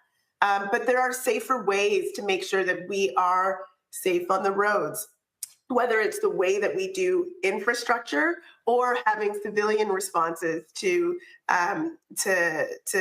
issues with how vehicles organize themselves on the streets in residential communities. All of these things have been tried in multiple places all over the United States with success, and outside the United States as well.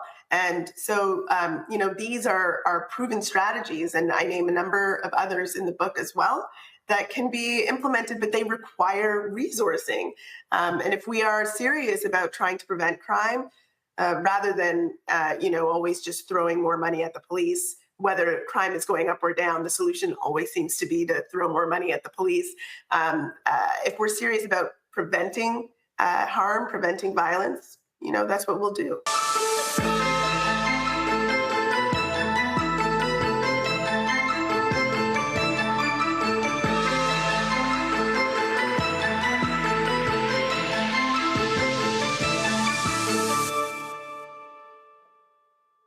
But we begin tonight with the people who are really running the country right now. Now, Trump is often wrong and misleading about a lot of things, but especially about history. Donald Trump falling in line with President Elon Musk. In the wake of the unsettling news that MSNBC has canceled Joy Ann Reid's primetime show, The Readout, Roland Martin and the Black Star Network would like to extend an invitation to all of the fans of Joy Ann Reid's MSNBC show to join us every night to watch Roland Martin Unfiltered, streaming on the Black Star Network for news, discussion of the issues that matter to you, and the latest updates on the twice impeached, criminally convicted felon-in-chief Donald Trump and his unprecedented assault on democracy, as well as co-president Elon Musk's takeover of the federal government. The Black Star Network stands with Joy Ann Reid and all folks who understand the power of black voices in media. We must come together and never forget that information is power.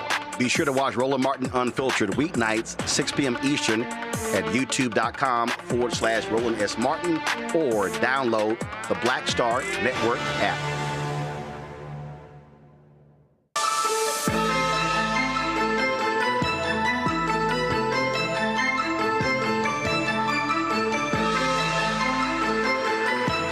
Honestly, I think we have to, the issue that we have to put on the table, and it's real, and that is, even when you factor in race, I mean, look at the last election, 71% of the electorate was white. And the reality is, when it comes to campaigns, a potent political weapon, crime. Absolutely. Scare white voters. But here's what happens, though, but it also is equally effective for black voters. Because black folks is about, typically, if you're African American, high crime in the neighborhood, you want to feel safe. And so, but our view and reaction to police is actually different. Because it comes down to trust. The reality is, white people in America really, really, really trust the police. Black people want to be safe, but we ain't necessarily trusting the police. But what ends up happening, though, is our reaction, though, is the same.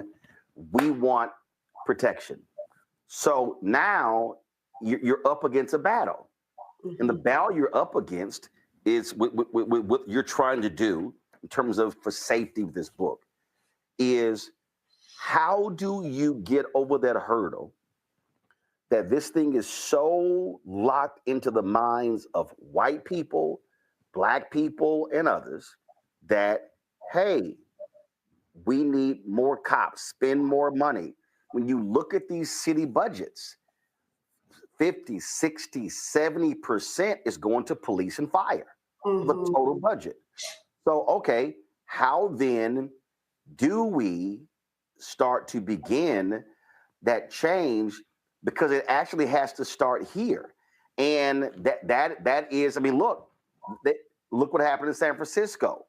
What we talked about, they actually try to shift these resources. The attack on the city council, the mayor, London and Breed, no longer the mayor.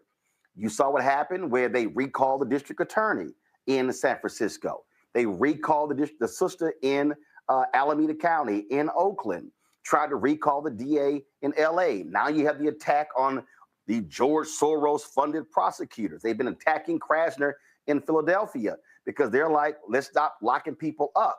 Oh, they're attacking cash bail. And so everything that has come out of the defund the police movement, they are attacking as this is why crime is going up and this is why businesses are leaving.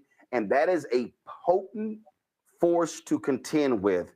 So how do we re-engage this discussion? Really, really important question. It is so clear to me that we have to decouple the idea of safety and policing.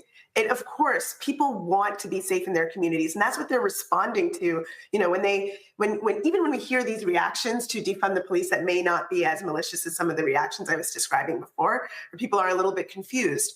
You know, like what is this? How can you say that? The confusion is coming from this idea that police equals safety. We have to decouple that idea. You know, I talk about some of the hard facts, the numbers in the book.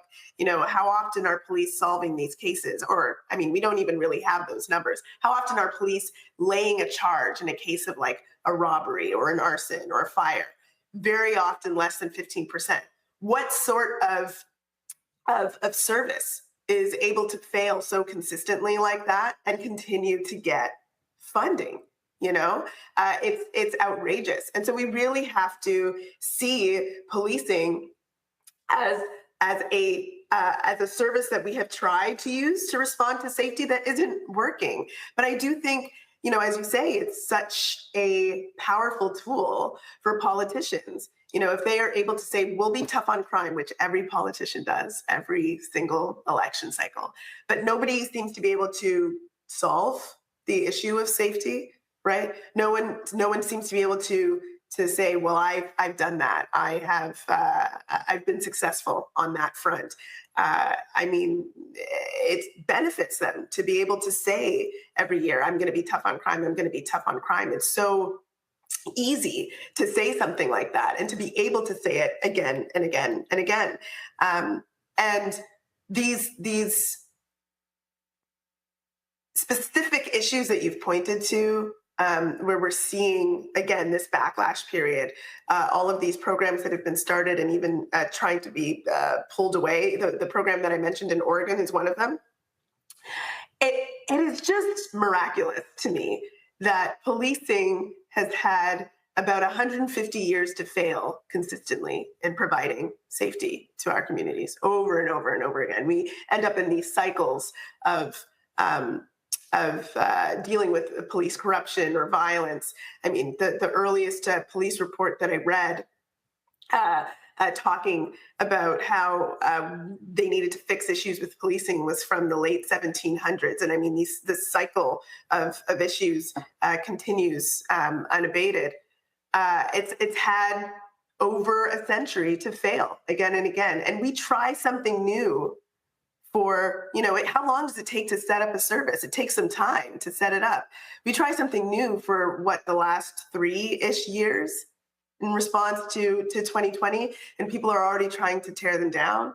You need to give these things. First of all, not even already. I mean, look, I have been laying out to people what like this period that we're in. Well, first of all, George Floyd is murdered on May 25th, 2020. Mm-hmm. And I was literally saying, after that, with the protests, we saw the response from corporate America. We saw all these different things. And I did my best to try to frame this so people could understand. I was calling it, and I still call it, the third Reconstruction. Hmm. And the first Reconstruction obviously followed slavery. Mm-hmm. The second Reconstruction followed. Yeah, you had Brown versus Board of Education in '54, but it really was the lynching of Emmett Till, 1955. Mm-hmm. But I called the second Reconstruction, which went from 55 to 68. So I called this the third Reconstruction. And then what I said then was, I said the failures of the first Reconstruction and the second Reconstruction, they did not contend with the money issue.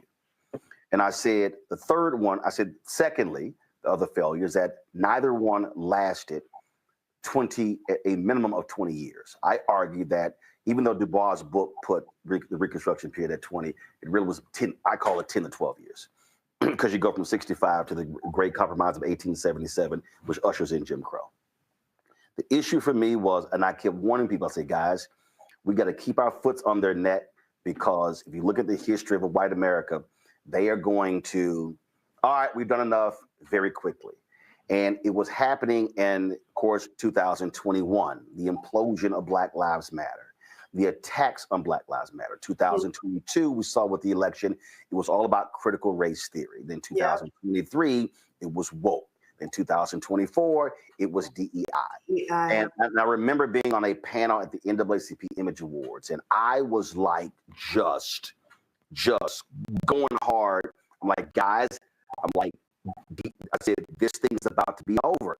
Yeah. And they were so like, damn, bro, calm down. I was like, no, you don't understand. I'm telling you, this thing is happening before our very eyes. Yes. And if y'all keep playing around, I said, I'm telling y'all, and literally the chair of the NAACP was sitting not even 15 feet in front of me. And I said, I'm telling y'all, this thing is about to end. I said, these people, and folks were just sort of like, yeah, okay. And I'm like, and so I think what happened was too many of us got so comfortable with some of these donations.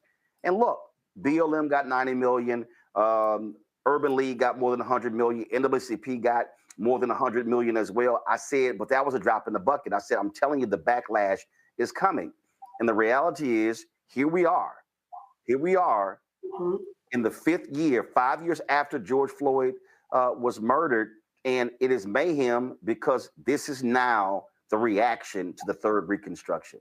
And white America saw young white people, Latinos, Asia, they saw, this was the first Black movement in American history where a majority of Americans agreed with. And white forces said, oh, hell no, we cannot have this. And I just think a lot of us, including a lot of activists, did not fully comprehend how vicious the backlash was going to be. I think you're right. I think that we were not prepared for the extent of this backlash. History, it was sitting right there. I know. I think you're right. You know what? I knew there was going to be a backlash myself. And in part, that's why I started writing this book. So I was like, we're going to need to have some of this stuff written down before, they start to really attack it. But I think that this is like a redemption period as well. It seems like that period that followed Reconstruction, where they're really trying to not just destroy the movement that was created, but to destroy all of the institutions that supported that movement. Yes, I did a segment. This was after Trump's after that Klan Fest on January 20th, and I said they want to completely eradicate the entire Black civil rights, economic rights, social justice infrastructure. Yeah, that's they want to eradicate all of it because they saw what happened. All that work, I'll dare say, civil rights movement, then you go 70s, 80s, 90s, Jenna Six, Trayvon Martin, Eric Garner, Michael Brown, all of that. They said, oh, hell no, we got to kill all of this. Yeah, and they're starting right from education, right? They're going after institutions. They're going after the things that they think, started when folks were young. The mind. They're going after knowledge. They're going after. They don't want young white kids reading this. That's exactly right. And I think, it is important in this time, people are afraid, people are nervous. And I understand that there's a lot at stake, we see them potentially deporting citizens at this point, let alone folks who are migrants. And that's a huge, huge risk that people can be taking when they're speaking out. And that makes people feel isolated. And I think history also tells us that one of the best things that we can do in moments where we are feeling isolated is to connect with our community and to make sure that we are working together, because they're coming for us whether we respond or not. So we might as well speak truth to power. Yeah. And I'm so grateful for your show, because I really do think that you do that consistently. When you were mentioning activists earlier, I hate, first of all, I don't like to, other people say it, but I don't. But I do understand spiritual gifts and those things, and being able to see things before they happen. Mm-hmm. And I remember there were some activists, and if I name them, they are very well known. And during the period after Michael Brown, this was Ferguson, all of this, several of them had posted some funding efforts, contributing. And I remember hitting them and I said, hey, do not do this individually. You need to be doing this through institutions so you're not targeted tax-wise. And then with some who were like, who the hell is you? Who the hell are you? And I'm like, I'm trying to tell y'all, I said, this has always been the way they went after black activists. I said, through taxes. So then we begin to have other conversations. I began to talk to other people. And I kept talking about infrastructure. And I remember I was in this really intense conversation with some young brothers and sisters. And I said, listen, I'm not trying to be an older person and tell you what to do. I said, but I do understand history.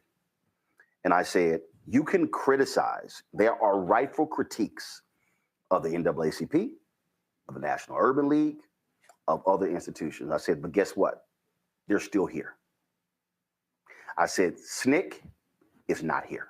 Mm-hmm. We could talk. I said, we could talk about COINTELPRO. We could talk about all those things.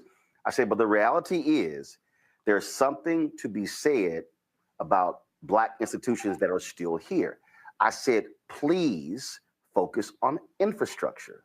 I said, because you might burn out, but the organization is still there. I remember I was having interviews and I was talking to BLM leaders and I was like, I don't understand y'all infrastructure. I said, I don't understand your hierarchy. And folks were talking about, oh no, we like to have consensus. I was like, guys, I don't mean no disrespect. I said, ladies and gents, that shit don't work. I said, you have to have hierarchy. I Occupy Wall Street. I was like, y'all, all that, I said, I get the collaborative process, but you still got to have hierarchy.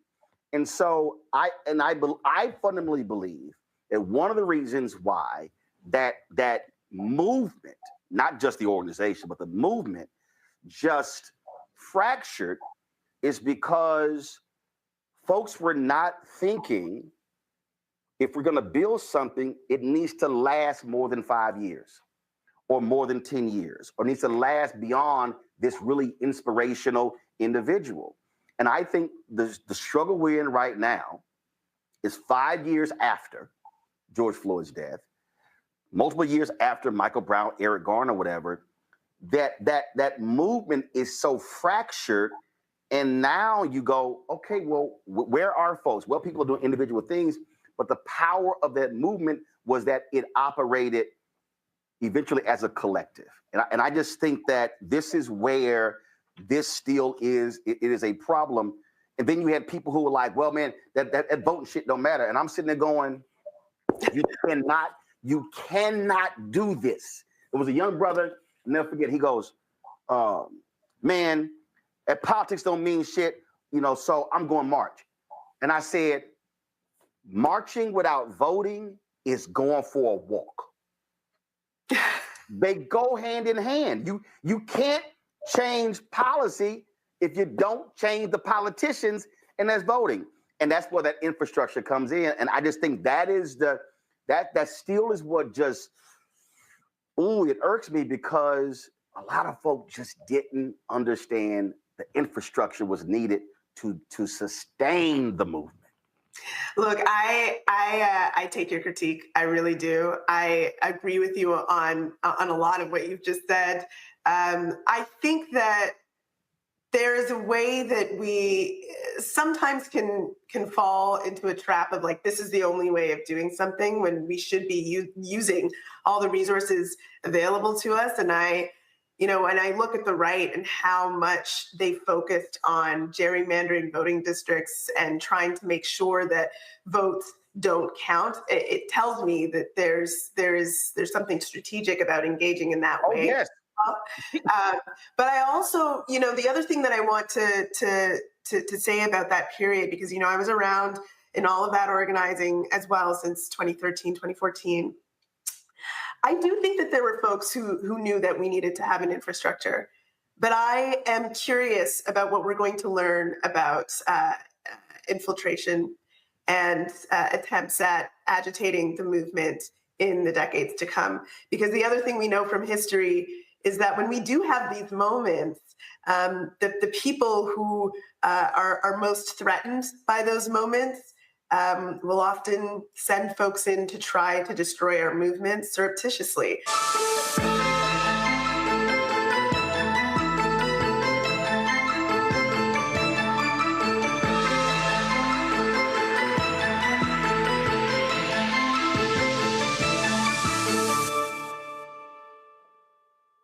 Hatred on the streets, a horrific scene, a white nationalist rally that descended into deadly violence. White people are losing their damn minds. As an angry pro-Trump mob storms the U.S. Capitol, we're about to see the rise of what I call white minority resistance.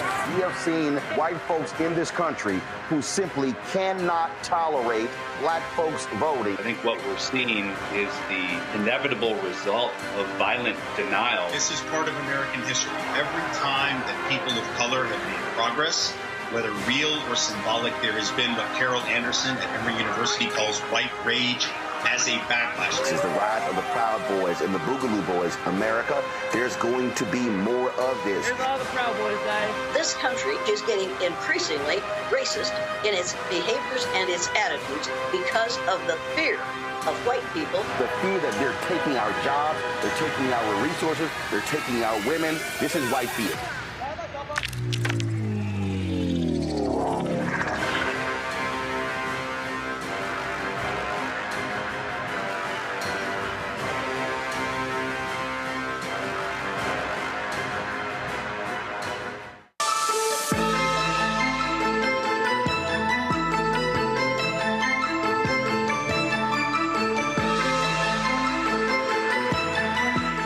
I keep going back to April 3rd, 1968, Dr. King's final sermon at Mason Temple. When he says in the sermon, Black people individually, we are poor, but collectively, we are wealthy. We represent one of the largest economies in the world. And he says we have to move as a collective. And then as a result of that, you take that concept and then say, okay, in order to have a movement, it can't be a singular person. It can't be a singular organization. It has to be a collective. And so when I look at, when we talk about still, how do we change policing? Everything was so, I remember having a conversation with somebody and they were talking about, it was sort of like an aha moment when for years it was mass incarceration, and everything was about going to DC. And then finally somebody was like, the person who changes it is the district attorney, not Congress, not the Supreme Court, not the president, not judges, not governors, state legislators. The person who is at the beginning stages of mass incarceration is the district attorney, and that person determines what kind of crimes you prosecute. And people then begin to realize, and then you begin to see these progressive DAs elected because folks are like, yo, that's it right there. And but that also again was collective. That was the organization and mobilization. And when you talk about again Black lives policing and safety for all, I just fundamentally believe that the only way this can be achieved is if folk begin to say we have to mobilize and organize our power, elect the people, even if they don't use the phrase defund the police. That's right. But their policies are how do we now shift resources, but that cannot be done if we keep our asses on the couch. It's not going to happen. No, you are so right. Like I think, that piece that you just identified with the DAs and the progressive DAs, it's like, yes, like that is a piece of the pie that needed to be focused on. Yes, and also a piece of the pie is like what we call a crime. Like there are some behaviors that are considered criminal that shouldn't be. And where do we focus there? That's who's making the decisions about what's a crime. And sometimes that's at a federal level and sometimes that's at a state level. Like we need to focus there as well. And we need to get our communities informed and mobilized on that stuff. So that's let's try to see if we can get people marching in the streets, or let's try to see if we can, get books like this out into the community so people can read and find out more information about it. We have to be engaged on so many different levels. And sometimes I do, I take your critique. There's a way that we can get too focused on one way of doing things when we really just got to be everywhere. That's where success lies. I don't mind collective conversations. I don't mind being collaborative. But at the end of the day, and this is where, again, this was the beauty of King. The thing was, you still have to have somebody who, one of the things that he would do is he would sit there and the NAACP would have their say, and the CORE would have their say, and SNCC would have their say, and the National Congress and Council of Negro Women have their say. And the beauty of him was listening to all different people, affirming all different people, and then say, this is how we got to go. And I think what happens is a lot of times we get stuck on the conversation piece, but it's still like, okay, when we about to go. And so I think that when I look at this, I still go back to, okay, how do we do it? Where do we start? How do we do it? And when I hear the people go, oh man, you a shield for the Democrats, I'm very simple. I'm like, no, I'm focused on Black people. The reality is this will never happen through a Republican Party. Facts. It is not, I don't give a damn what anybody, you can sit here and talk. It's not going to happen. Now, somebody could say it's too many soft Democrats. It's too many Democrats who buckle when they get criticized with pressure. But the reality is, through a political prism, there's only one party where this is going to be done through, which now means that what has to happen is, again, we have to be electing people who we believe can actually make this happen. And I just think that from an activist standpoint, there were a lot of people who were boohooing voting and say it doesn't matter and we just have to organize our people. I'm like, yeah, but if you leave out the voting aspect, you can't change policy. I just don't understand how some people think it's going to happen without that happening. Mm-hmm. Like, I just don't. I like it has to happen. And so that to me is just this sort of this where we are from an activist standpoint. Where are we today in terms of, because you talk about people being scared. Where are we? Where is that energy? Where is it happening? I know things happen locally, but are you seeing folks say, we've got to now rise back up? Are you seeing that actually happening? I mean, I look at this weekend, right? Like this last weekend that just passed by, where there were actions. All the indivisible. Yes, that's right. So I think that people are terrified, and they're kind of on their back foot. But the actions are, I think, inevitable. Now, how organized those actions are going to be is up to us activists to make that happen. Now, I think when it comes to hold on. I don't want you to run past that. So what you just said was the indivisible marches on that Saturday. That's called mobilization. That's right. What happens Monday after the mobilization is organization. That's right. So oh my God. So people who don't understand that, just explain that. So, when we get into the streets and we are making fervor righteously about an issue, that is mobilizing people, getting people out into the street and demonstrating that people are angry and people want to do something about it. What we need to do with all of that energy is move it into organizing. And that is setting ourselves up appropriately to respond and to organize and out-organize the right on all of the things that they're doing. And that would mean things like placing people to focus on the law, placing people to focus on electoral, placing people to focus on creating programs within communities where they don't exist and where the government is failing us, placing people in education, in all of the different, in religious institutions, and all of the different institutions that can have an impact on what these services, what we're calling for, how we can shift and change them. And again, we need to be everywhere. And I think, you mentioned that period in 2021, 2022, when Black Lives Matter activists were really being focused on and targeted. I think that really terrified people. I do. I think that, especially because there was very little support for the individuals who were being targeted in particular. It's very hard. I think part of the strategy from right-wing media in that regard was to try to make it so that it's difficult for people to take up that mantle because they don't want to be targeted. And I think we're going through a period right now where people are going to have to look at themselves and ask, am I going to make that right-wing campaign successful, that fearfulness, or am I going to say, no, it's worth it for us to figure out, to organize the support that we need for people to be able to take those steps?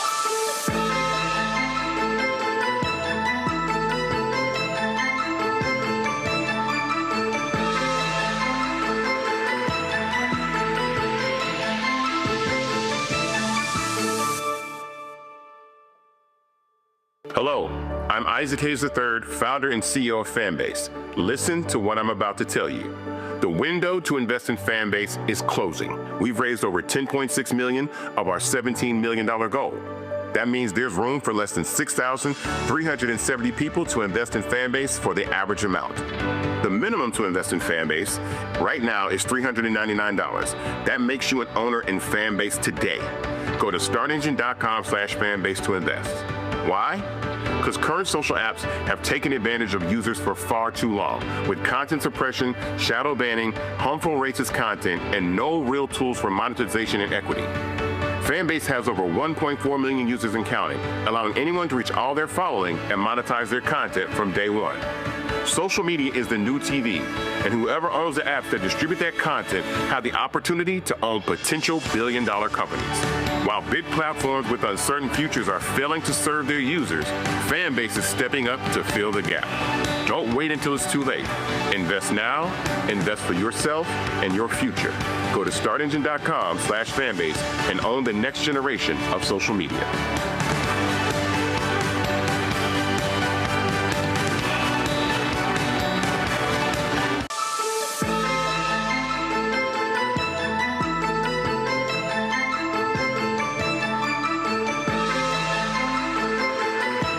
I'm going to say this here, and it was very interesting. I remember, so I'm not going to name the organization, but I remember there was a group. They released this plan, and they gave it to the New York Times first. And at the time, I had my show on TV One, and then I was on the Times Running morning show. And I called and I cussed them out. And they were like, damn, bro, why you going off? I said, because here's my problem. You have a plan of action. I remember this. I was hot. I was pissed. I said, you have a plan of action that you gave to the New York Times first, and you ain't come talk to black people first. I said, don't give it to the New York Times, and then you don't come to us, and then when you don't get the reaction that you want, then you call us. I said, no, you need black people first. I said, bring that to us. The late George Curry he was highly critical of the National Urban League for a very long time, because whenever they would release their State of Black America report, they would give the embargoed copy to the Associated Press, and they wanted the Associated Press to run it. Then it goes all across the country. And George was like, why in the hell you're not giving it to the black newspapers? And that's also, I think, so when you're talking about how do you have that protection of organization and leaders, what I keep saying is you have to lock down your base first. You have to have your relationships with black-owned media, black radio, newspapers, digital operations. So when the attack comes there, and it's going to come in mainstream, you already have your relationships over here to respond to the attack. There were a lot of folk who ignored us in black-owned media, and then when they start getting attacked, then they call, we were like, but where y'all been? And see, that's the lesson of organization and strategy. Truly. And it's, I do think that some people do confuse them, mobilization and organization, and think it's the same thing, and it's not. And you really have to do both in order to have success when you are pushing against a system that is designed to be difficult to change. You have to have all your ducks in a row. It's not easy. It requires a lot of talent and skill and people. These critiques are well taken. Two questions left. Do you believe we were just talking about organizing and mobilizing. So in order to do this, do you believe that one of the problems with the new organizations that were created is that they were leader-driven organizations that had no membership? And what I mean by that is, I'm right now thinking of several that they are organizations, but they have 4 or 5 or 6 leaders, but there's no way to become a member, which means your generals don't have troops. So if you are a person who says, I want to get involved, where do I join?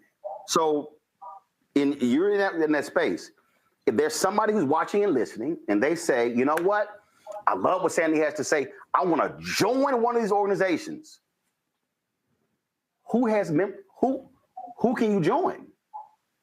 I think it depends. I think it depends on the type of organization and what. So give me a couple. Like who can somebody right now say, you know what, I can actually join the organization, not show up at an event, but join the organization. Just give me a couple so people know who I can hit up. Well, there's a lot of local organizations, and I don't want to speak for the different organizations that exist. But what I mean by it depends is, again, this thing that I was talking about before with respect to infiltration and agitation, right? So if you are doing something that may be on the more radical and direct action type of mobilization, which I think is really important, it might not be the best idea to have it open to membership at where anyone can join, because that can be manipulated.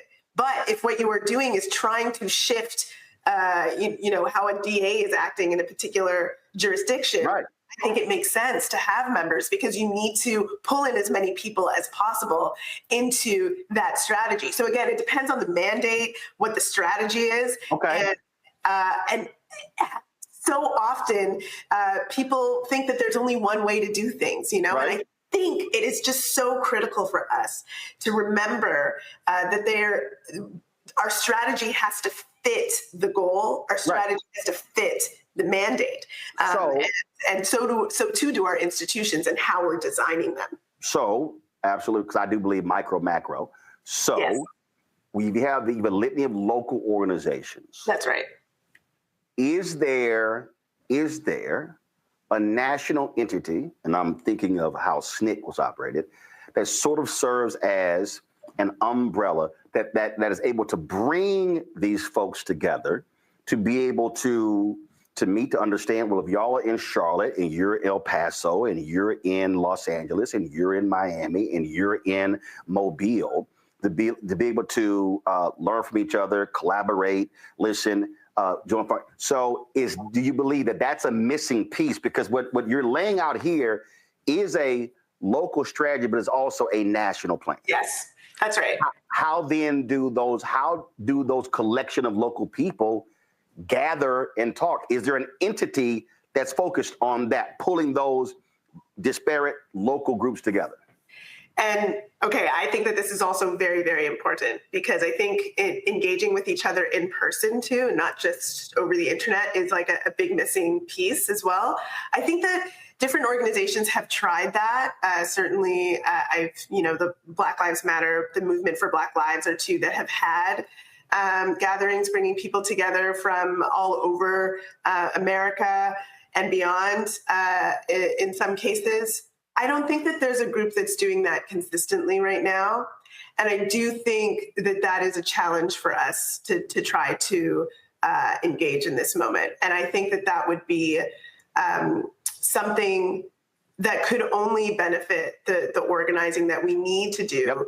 Yep. To shift the conditions that exist right now that make it really difficult for us to organize effectively.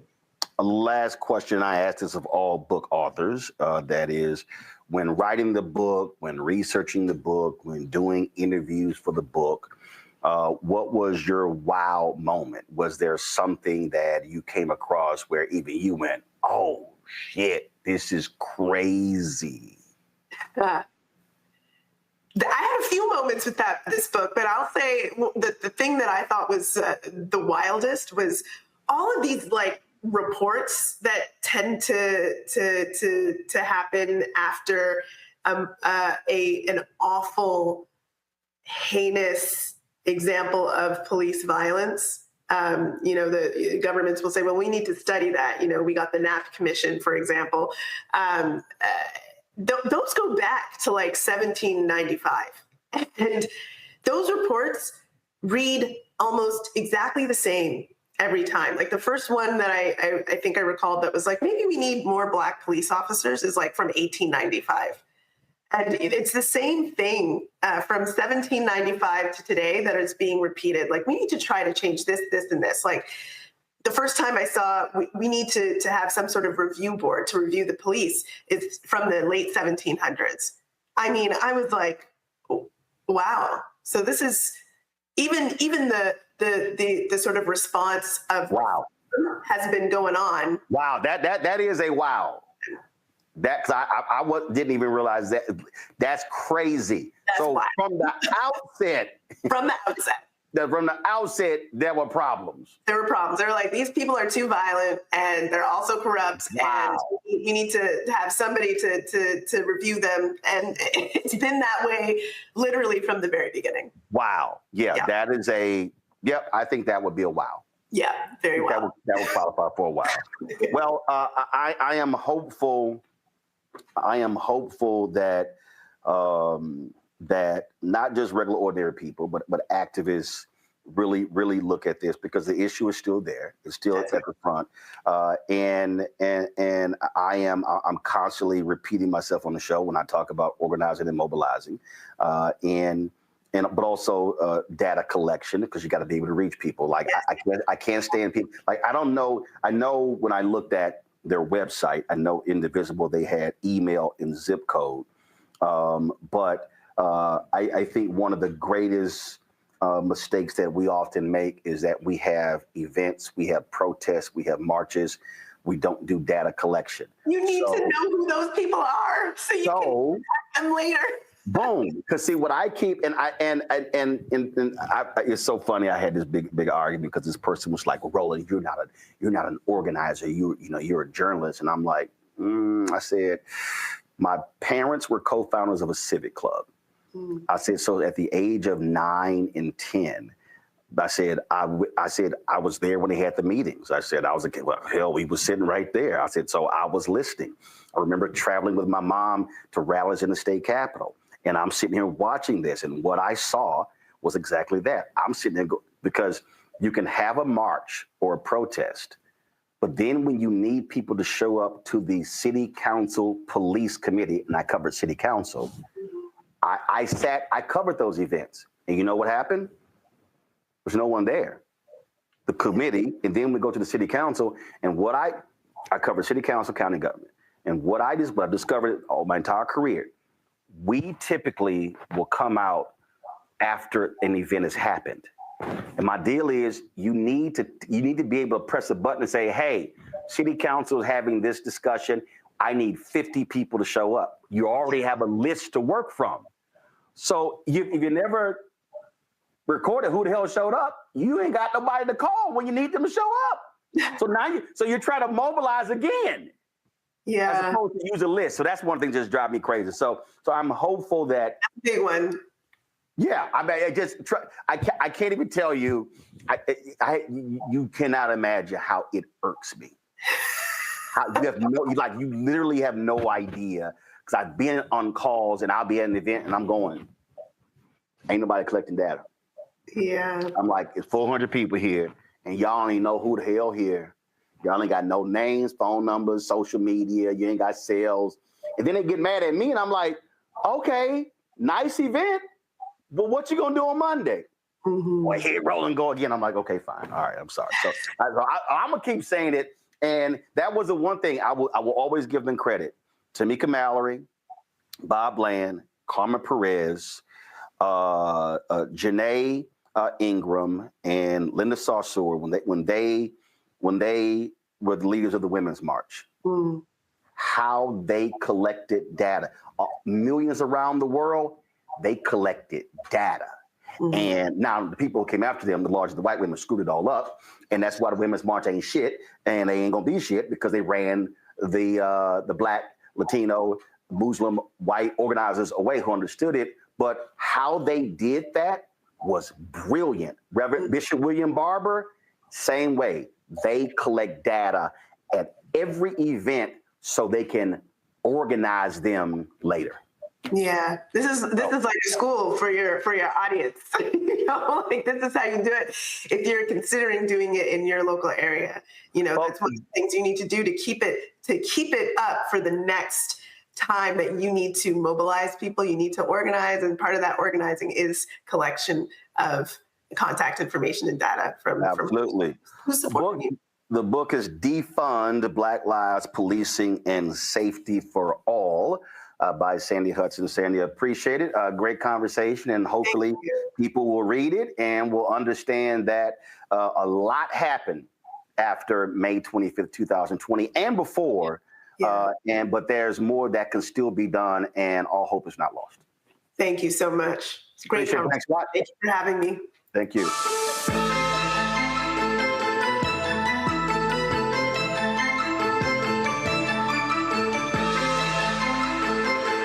Black Star Network is here. No punch! I'm real revolutionary right now. Thank you for being the voice of Black America. All momentum we have now, we have to keep this going. The video looks phenomenal. See, this difference between Black Star Network and black-owned media and something like CNN. You can't be black-owned media and be scared. It's time to be smart. Bring your eyeballs home. You dig?